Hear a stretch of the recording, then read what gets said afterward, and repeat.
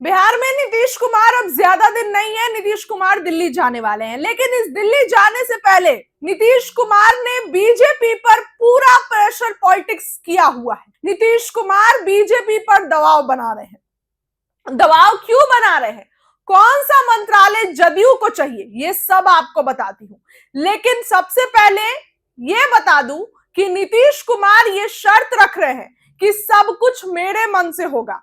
बिहार में बीजेपी का मुख्यमंत्री नहीं बल्कि जदयू का मुख्यमंत्री होगा। 2 डिप्टी सीएम मेरे पसंद के होंगे, विभागों का बंटवारा भी जैसे हम बोलेंगे वैसे होगा। और गृह मंत्रालय किसके पास आएगा? वर्तमान में गृह मंत्रालय सम्राट चौधरी के पास है। नीतीश कुमार के पास 2 दशकों से था, लेकिन अब सम्राट चौधरी के पास है इस बार के चुनाव के बाद। लेकिन अब नीतीश कुमार कह रहे हैं कि नहीं, गृह मंत्रालय और स्पीकर पद दोनों हमको चाहिए। और इसी कारण से पेच फंस रहा है। अब पूरी खबर क्या है आपको विस्तार से बताती हूं। बिहार के मुख्यमंत्री नीतीश कुमार विधान परिषद से इस्तीफा दे चुके हैं।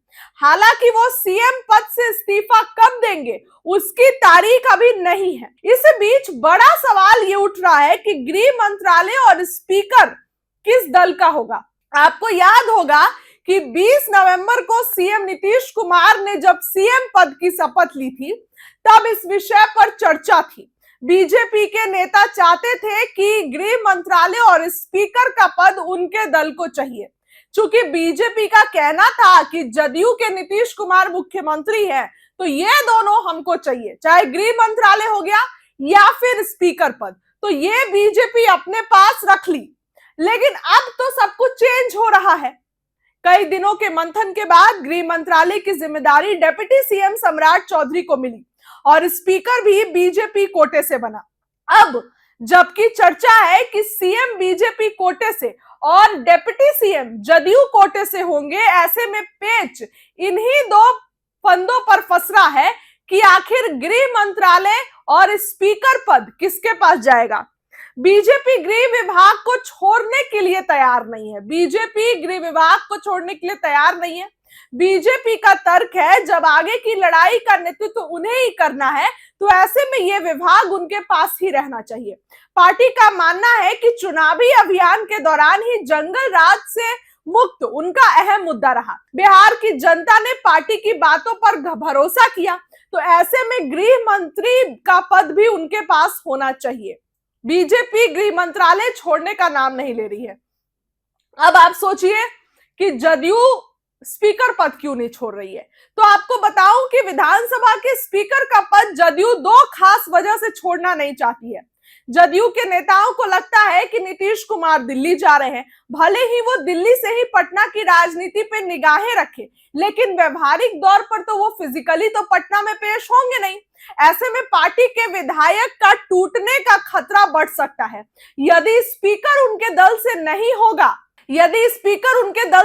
होगा तो सूरत में विधानसभा बदल सकती है, विधानसभा में तस्वीर बदल सकती है। दूसरी वजह कि पहली दफा बीजेपी नंबर 1 पार्टी बनी, विधायकों की संख्या 89, सरकार बनाने के लिए 122 विधायकों की जरूरत। अगर विधानसभा की तस्वीर देखें तो जदयू के पास 85 विधायक है, एलजेपी-आर के पास 19, हम के पास 5 और आरएलएम के पास 4 विधायक है। यदि जदयू को माइनस कर दे तो बीजेपी 117 विधायक है। इसका अर्थ हुआ कि आने वाले समय में अगर बीजेपी चाहे तो जदयू से अलग होकर इस बारे में सोचे तो उसे सरकार बनाने के लिए सिर्फ 4 विधायकों की जरूरत होगी। हाल ही में राज्यसभा चुनाव में जिस तरह कांग्रेस और आरजेडी के एक विधायक ने पाला बदल लिया, वो तस्वीर जदयू को डराती है। यही कारण है कि नीतीश कुमार डरे हुए हैं।